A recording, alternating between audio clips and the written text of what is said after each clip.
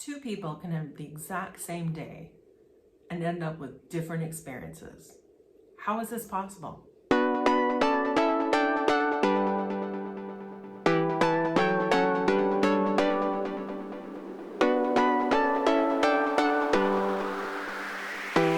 Mindset is the lens in which we interpret the world. If you need glasses, wearing a pair of glasses makes your vision clearer. Getting the wrong prescription, however, will make your vision even worse. If you were to take those same glasses, take out the lens, and put in a color, this would also change your perspective. If the color is yellow or orange, it might help you drive at night. Take off those glasses, and the same experience becomes a little bit more tricky. When it comes to mindset, I want to talk about the different types of mindset. Scarcity mindset. Somebody else's success would be a threat to you. With an abundance mindset, that same person's success equals the possibility for you to succeed too. So in terms of, say, learning a language, fixed mindset would mean every time you make a mistake, you just give up and say, I'm too old for this. I cannot do this. I keep making mistakes. Versus a growth mindset where you look at every mistake and you say, this is an opportunity for me to get better. Mindset is the story you tell yourself about a situation. Let's take, for example, two people experiencing the same day. Those two people are walking down the street. It starts to rain. The first person says, oh my goodness, this is disaster. My hair is gonna get frizzy. I hate this weather. The second person notices the droplets and starts to smile. Their perspective is, oh my goodness, what a relief from all the sunshine. So if we're always looking at mindset with a negative filter, there's a bit of a cost to that. One of the many costs is missed opportunities. You could be missing out on so many different opportunities. Perhaps it's because you feel rejection or because you feel you're not good enough for something, so you don't take that chance. Another one could be self-sabotage. In self-sabotage, you could assume that you're going to fail, so therefore you don't even try. Or you start to try something, and then you do something to derail yourself.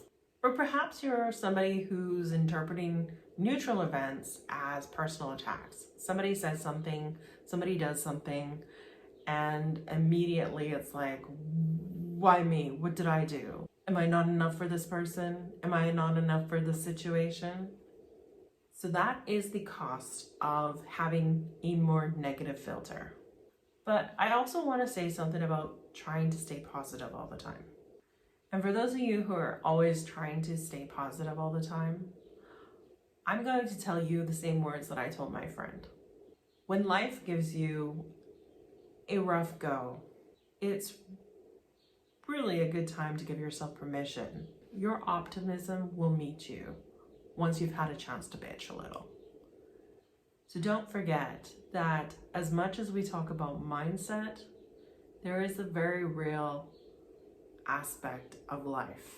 And sometimes life is not as easy as we'd hoped for. Sometimes situations will occur, and it is okay to go through the emotions, to not ignore them and not pretend like everything's fine, but to actually experience the emotion. But then you get a chance after you've experienced and released that emotion.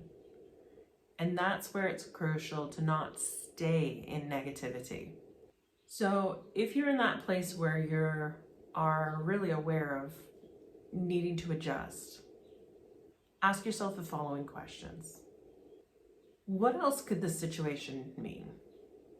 How else could I see this situation? What are the lessons that I could learn from what I've just experienced? One of the ways that I find very, very helpful in dealing with the situation and not suppressing how I'm feeling or how I'm thinking at the time has been through journaling. And I would really encourage everyone to start journaling. And one of the reasons it's so important is because When we're faced with a situation, when it's right in front of our face, we sometimes don't have the opportunity to take a step back and breathe. When you journal, you're able to put it out on paper.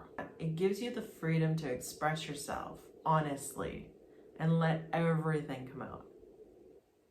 And that is quite cathartic in many ways, because sometimes we don't necessarily say or think about what's really bothering us in a situation.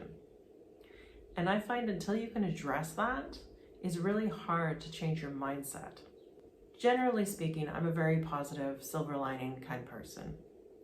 However, in a situation, just like I told my friend, it's great to give myself the opportunity to bitch a little.